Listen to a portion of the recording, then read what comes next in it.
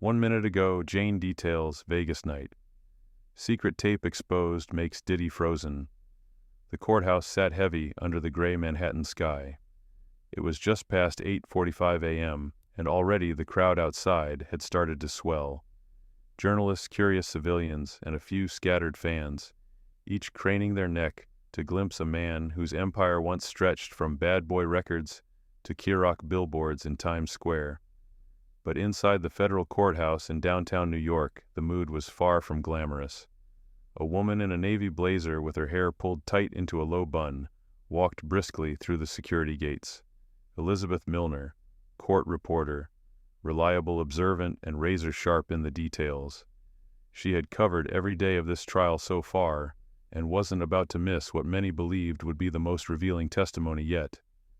Sean "Diddy" Combs was back in court. This time not as a mogul, not as a public icon, but as a defendant accused under federal RICO statutes of operating a criminal enterprise involving coercion, exploitation, and high-level manipulation of artists' assistants and intimate partners. The name of the alleged victim testifying today was not made public. For legal protection and personal safety, she would only be referred to as Jane. Inside the courtroom, it was eerily quiet. The typical hustle of court staff setting up exhibits, adjusting mics, and prepping for arguments was oddly absent. Instead, there was a stillness, a suspended breath that no one dared exhale. Court was scheduled to begin at 9:00 a.m., sharp. By 9:10, whispers had already begun circulating. By 9:30, the benches were full, and yet no jurors had been seated. By 10:00, the silence became deafening. What no one outside the tightest legal circle knew then was that behind the judge's closed robing room door, a highly sensitive conversation was unfolding, a discussion so delicate that even the defendant himself was not allowed to be present. And that made Sean Combs furious. From Elizabeth's seat near the front, she could see him clearly. His posture, rigid jaw, clenched eyes, darting between his attorneys. Mark Agnafilo to his right, Brian Seal to his left, Tenny Jerigo seated forward at the table. All three leaned in toward him, repeatedly whispering updates. Diddy in turn scribbled furiously on yellow legal pads, folding notes and passing them back. It wasn't anger he was radiating. It was fear disguised as control. For someone whose entire career had been built on maintaining the illusion of dominance, on owning the room, the cameras, the contracts, it was not easy to be shut out. Not today, and the reason he was shut out: one name, a rapper. An unnamed male rapper referred to only in the court filing as a third-party entertainer. His involvement wasn't directly tied to the racketeering charges, not yet. But it came up in a voice note found on Jane's phone, referencing a trip to Las Vegas earlier in 2024, just months after Cassie Ventura, Diddy's ex-girlfriend, had filed her explosive lawsuit detailing years of alleged abuse. The trip allegedly involved Jane Diddy and this rapper, and what happened during that trip, what Jane reportedly witnessed, was now at the center of an emergency legal standoff. According to court insiders, Jane had described a voyeuristic scene in which she and Diddy observed the rapper engaging in intimate acts with a woman who had previously also been with Diddy. The power dynamics, the blurred consent, the recurrence of shared partners, it all hinted at a pattern the prosecution believed was not just salacious but systemic, predatory. But the judge wasn't ready to open that door yet. Not without first hearing arguments. That meant a closed-door conference with three sides: the prosecution, the defense, and Jane's independent attorney. It also meant excluding Diddy from the room. The defense protested, but the judge ruled the risk of tainting jury exposure to irrelevant but prejudicial material outweighed the defendant's right to presence for this specific discussion. From his seat, Diddy sat stewing. Elizabeth noted every motion. He stopped looking at the prosecution table entirely. He shifted his gaze to the gallery, to the press, to the courtroom ceiling, then back to his lawyers. His breathing, visible through the rise and fall of his chest, grew shallow. Not fast, but concentrated, like someone waiting for bad news he already suspected was coming. To the public it looked like another trial delay, but Elizabeth had been in enough courtrooms to know when a silence was loaded, something was happening, something delicate. And Diddy for once wasn't holding the strings. At exactly 10:52 a.m., the courtroom doors opened. The jurors filed in, faces neutral, some mildly confused. The judge re-entered moments later, his expression unreadable. "We will proceed," he announced. "The jury will disregard any absence of activity this morning." And then it began. Jane was sworn in. Her voice was calm but restrained. She spoke clearly, deliberately. She described her professional relationship with Sean Combs at first. How she started as a background figure, how she got pulled into special travel assignments, and how eventually those evolved into hotel nights she did not feel she could refuse.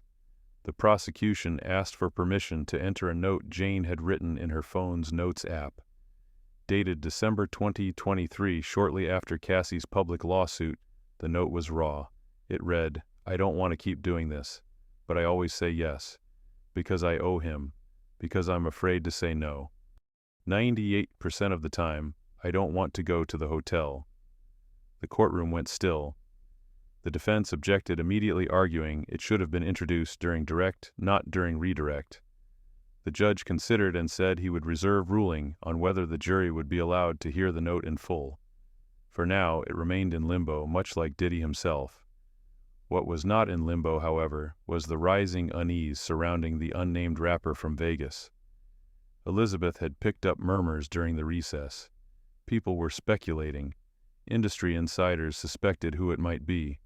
A few even whispered he had once worked under Diddy's label, that if he spoke under oath, he could expose not only what happened in Las Vegas, but perhaps what happened years prior at other hotel rooms, other parties, other silenced victims. And that was the real danger, because Diddy's greatest fear wasn't the testimony itself. It was the pattern it might confirm. Once the public saw the same blueprint play out across multiple witnesses, multiple locations, and now multiple celebrities, it would no longer be a case about a bad relationship or a misunderstood text. It would be evidence of a network, a method, a machine. Elizabeth watched Diddy closely as Jane continued. He didn't flinch, but he stopped writing. He looked straight ahead, not at her, not at the jury, just forward. Somewhere behind that stillness was calculation.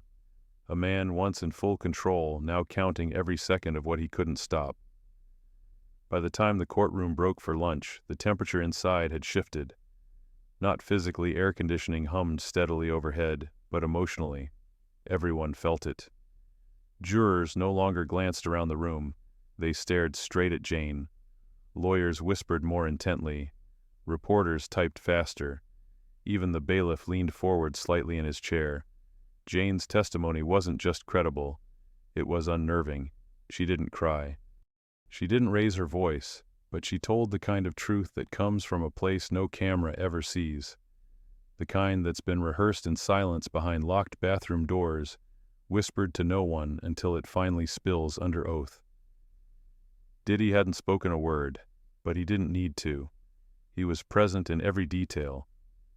When Jane described the first time she was invited to what she called a hotel night, she spoke without embellishment. "I wasn't told what it was," she said, "only that he expected me to go. The car picked me up, dropped me at the back entrance, and I was told which room to wait in. There were others there," she added. "Sometimes assistants, sometimes performers, sometimes strangers who said they were part of the label, but the instructions were always the same. Stay quiet, be ready, don't ask questions." The prosecution leaned in at that point. "When you say you felt obligated, what made you feel that way?" Jane paused. Then with the same clarity she'd maintained all morning answered, "Because saying no didn't feel like an option. You don't say no to someone who controls your income, your schedule, your image. He didn't have to threaten me directly. He made sure I knew he could replace me anytime." As she spoke, Diddy scribbled something on a notepad, then slid it to his lawyer. It was the third note in 10 minutes. Elizabeth, seated 2 rows behind the defense table, took it in silently. His pattern hadn't changed. He wasn't reacting emotionally. He was strategizing, planning his next move in real time, trying to keep his hands on the steering wheel, even now, even here. That more than anything was what struck her. This wasn't a man fighting for his innocence. This was a man fighting to control the narrative, even in shackles. Back on the stand, Jane was being asked about the voice note, the one she'd written to herself in December 2023. "I wrote it right after I saw Cassie's lawsuit on the news," she said. "It made me feel less crazy. I wasn't the only one, but it also made me realize I had let this happen to me for too long." The defense immediately objected to that phrasing, "let this happen," calling it inflammatory. The judge sustained. But the message was already in the room.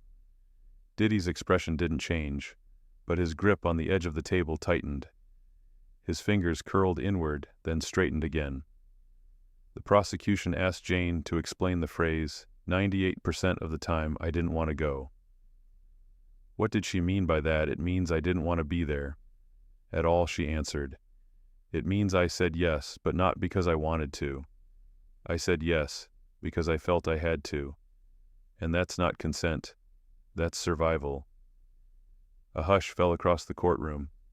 Even the stenographer stopped typing for half a second.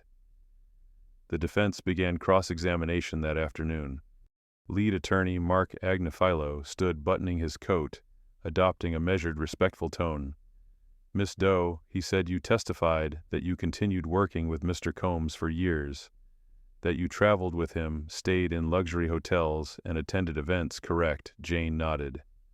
"You also texted him frequently, sometimes affectionately, sometimes joking." "Would you agree with that?" "I would agree that I was trying to keep the peace," she said. "That I was trying not to upset him." "That's what those texts were. So you're saying every positive interaction you had with him, every smile, every trip, every gift was under coercion?" "I'm saying context matters," she replied. "You're reading the words. I lived the moments."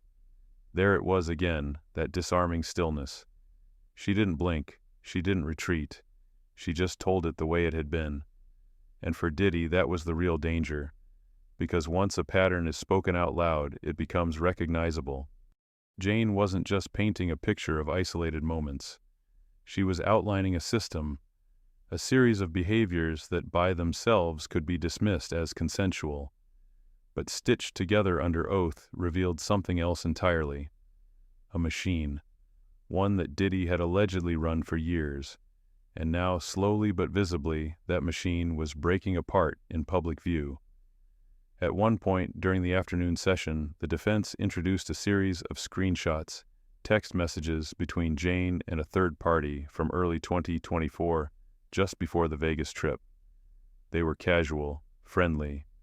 Nothing overtly alarming. "You seemed excited to go," Agnifilo pressed. "Is that fair to say?" "I was scared to say no," Jane replied. "But you said yes." "Because I was trained to." A low gasp from the gallery. The judge banged his gavel lightly. "No reactions, please." But the energy had shifted again. A word like trained doesn't disappear easily. It echoes. The final hour of testimony turned to the Vegas trip itself. Jane was hesitant at first, glancing at her attorney. "You don't have to name anyone," the prosecutor reassured. "Just tell us what happened." Jane inhaled. "There was another performer, a man. He's well known. They invited me to watch. I didn't want to. But Diddy insisted. Said it was part of the experience. Said I needed to stop being uptight." She looked down. "They said the girl was willing, but she didn't look willing. She looked numb." "And what did you do?" "I sat there. Because I was afraid of what would happen if I left." Elizabeth watched as one juror, a woman in her 40s, seated second row center, shook her head ever so slightly. Not in disbelief, but in recognition. Diddy didn't react, at least not outwardly, but his lawyers did. Another note passed, another whisper exchange. At 4:01 p.m., court was adjourned for the day. As people began to stand, stretch, whisper about what they'd just heard, Diddy remained seated, hands folded, staring straight ahead. For the first time, Elizabeth noticed he hadn't once looked at Jane. Not directly. Not even when she described the Vegas room. It wasn't indifference. It was calculation. Because if he looked her in the eye even for a second, the jury might see something he couldn't mask. Guilt, or worse, familiarity. So he didn't look. He passed notes. And in doing so, he told the jury something without saying a word. He was still trying to control the story, even if it was no longer his to control. They say what happens in Vegas stays in Vegas, but not this time. Not when what happened had the potential to unravel decades of silence control and carefully managed reputation. Not when a single name unspoken sealed in a courtroom document could tear open the past like a fault line cracking under pressure. Back in the courthouse, the tension that had been steadily building over the past week finally began to crystallize into something heavier. The testimonies had been devastating. Jane's words had landed like hammer blows. But it was the silence around one particular event, the Las Vegas trip in January 2024, that now held everyone's attention.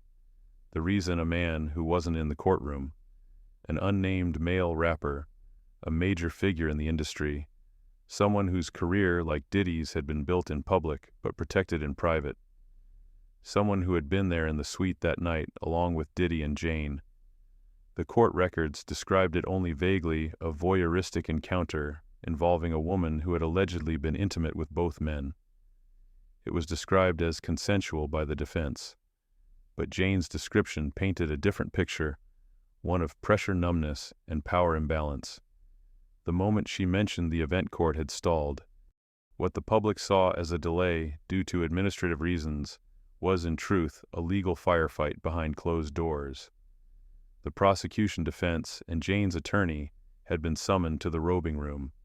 The topic, whether the rapper's name could be disclosed during testimony, and Diddy had been left out. That exclusion wasn't accidental. It was strategic. The judge had ruled that Diddy's presence was not required for this portion of the discussion. But to a man like Diddy, a man used to controlling rooms, narratives, people, it was an unspoken humiliation. In the gallery, Elizabeth Milner could see the shift in his behavior instantly. He wasn't pacing or shouting. He didn't argue with his lawyers in full view, but his discomfort was obvious. His notes increased. His gestures grew sharper. At one point, he crumpled a piece of yellow legal paper in his hand, paused, then slowly flattened it back out. He was spiraling, and those who knew his history understood why. Because this wasn't the first time a seemingly isolated incident threatened to open a floodgate. There was precedent. It was the first major stain. A shooting at Club New York that left 3 people injured. Diddy and then-girlfriend Jennifer Lopez were present. The man who took the fall, Shine, an up-and-coming rapper, just breaking into the scene. Shine was convicted. Diddy walked free. Many insiders believed Diddy had orchestrated the blame shift behind the scenes, using money, legal firepower, and influence. Shine never publicly turned on him, but he also never came back the same. Diddy's longtime partner and the mother of 3 of his children was found dead in her home. The official cause, pneumonia. But the timing, just as rumors began swirling that Kim might speak out about past abuses, raised suspicions. Friends close to her described her as healthy, grounded, and ready to break free. No charges were filed. No formal investigation was reopened. But for those who had seen how Diddy handled risk, it wasn't hard to connect dots. Then came the mentorship years. Young artists like Usher and later Justin Bieber were taken under Diddy's wing, given access to parties, private jets, and hotel suites, long before they were old enough to understand the world they were being ushered into. Footage later resurfaced of Diddy joking about taking custody of Bieber, about wild trips with Usher that you don't want to know about. At the time, it was brushed off as showbiz eccentricity. But in hindsight, the optics were chilling, especially when viewed through the lens of Jane's testimony, because what she described wasn't an isolated trauma, it was a pattern. And now that pattern had a fresh witness, a famous one, the unnamed rapper. According to Jane, Diddy had insisted she attend the Vegas trip. There was no clear agenda.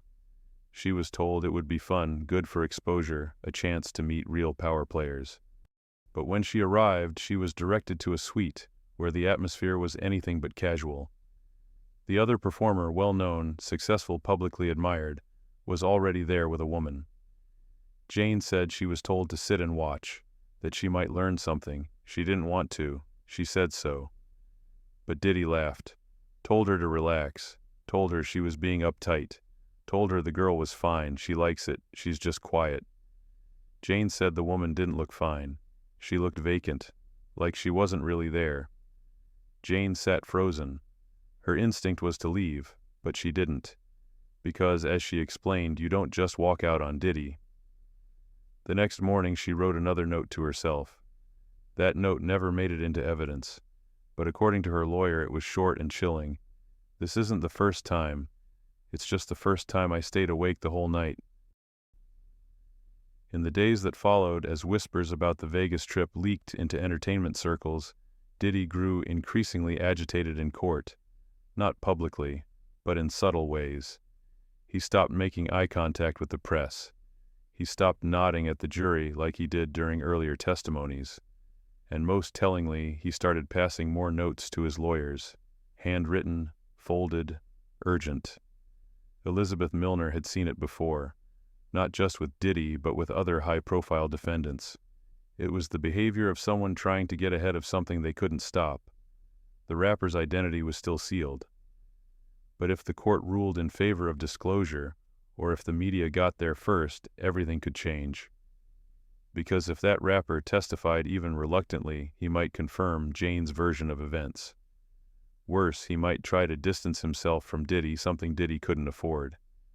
A cooperative witness, even under pressure, could trigger a domino effect, a grand jury, a superseding indictment, a whole new set of charges tied not just to coercion, but to conspiracy. Diddy wasn't just worried about what Jane was saying, he was terrified of who else might start talking. In RICO cases, prosecutors don't have to prove every detail of every incident. They have to prove a pattern, a system, a coordinated structure.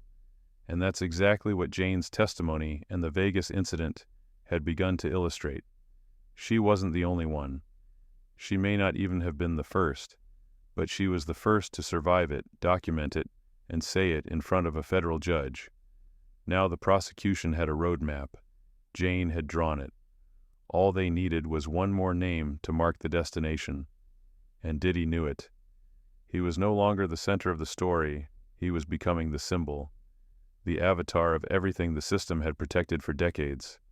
In the final moments of the day's hearing, the judge announced he would issue a ruling the next morning on whether Jane would be allowed to name the rapper directly. Diddy didn't react outwardly, but Elizabeth noticed he didn't pass any more notes. He just sat there, hands folded, eyes blank, breathing slowly, waiting for the walls to close in. Her name wasn't on the indictment. She hadn't testified. She hadn't even appeared in the courtroom. And yet Christina KK was everywhere, not in body but in implication, in whispers exchanged between attorneys, in the prosecution's deliberately vague references, in Diddy's reaction every time someone mentioned the word coordinator. Because KK wasn't just an assistant. She was the logistics, the gatekeeper, the one who booked the rooms, scheduled the travel, kept the guest list clean. And that made her dangerous. Both sides knew it. That's why up until now, they'd avoided calling her to the stand. For the prosecution, KK could become a liability if she chose to deny everything or plead the fifth. It would weaken their case. For the defense, putting her on the stand meant exposing her to cross-examination. And that everyone agreed was a risk too big to gamble. Because KK knew everything. She had been with Diddy for years. She wasn't just a passive observer, she was trusted, embedded. She handled the kind of details only someone with full access could manage. Hotel keys, back entrances, payments, names that were never written down. Some believed she kept a mental Rolodex. Others whispered she had documents quietly stored just in case. Whatever the truth, both legal teams treated her like a grenade with the pin halfway out. But her absence only made her presence louder. When Jane testified that she had been told where to go, who to meet, what to wear, KK's name didn't have to be said. Everyone knew who handled that part. And when the judge asked whether the alleged acts followed a pattern, the prosecution nodded. Yes, Your Honor. The coordination was consistent, organized, repeated, words that mattered in a racketeering case, and in each one of those words, KK's shadow lingered. Some legal analysts believed she was being saved as a rebuttal witness, a last-minute strike if the defense pushed too hard on painting Jane or Cassie as isolated or emotional. Others believed she was already cooperating silently, her name kept off filings for her own safety. But Elizabeth Milner had another theory. She believed KK was watching everything, quietly, from a distance, waiting, because in every empire there's someone who knows where the bodies are buried, and sometimes that person isn't the king. It's the one holding the calendar. It could have been the nail in the coffin. A voice memo. Recorded by Diddy himself in December 2023, just weeks after Cassie's lawsuit exploded across the headlines. It was never played in court, but according to court filings, the memo was meant to sound reflective, strategic, almost confessional. Prosecutors believed it was something else entirely, a carefully crafted alibi. A narrative exercise designed not to tell the truth, but to reshape it. In the memo, Diddy allegedly spoke about misunderstandings, industry pressure, and how certain women interpreted things emotionally. He didn't name names, but the message was clear. He was the victim of fame, of expectations, of miscommunication. The prosecution moved to introduce the recording, arguing it was part of a broader effort to manipulate public and legal perception. They connected it to earlier incidents, like when Diddy's former bodyguard D-Rock had reached out to witnesses, encouraging them to clarify their memories, or when sudden online campaigns painted Diddy as a misunderstood genius facing cultural backlash. But the judge said no, not because it wasn't interesting, but because it wasn't admissible yet. Without direct authentication, he ruled this recording cannot be entered into evidence at this time. Still, the court had heard enough to understand its implications. Diddy had been preparing a defense, not just legally, but publicly, long before he ever stepped into a courtroom. And that prosecutors argued was the real strategy.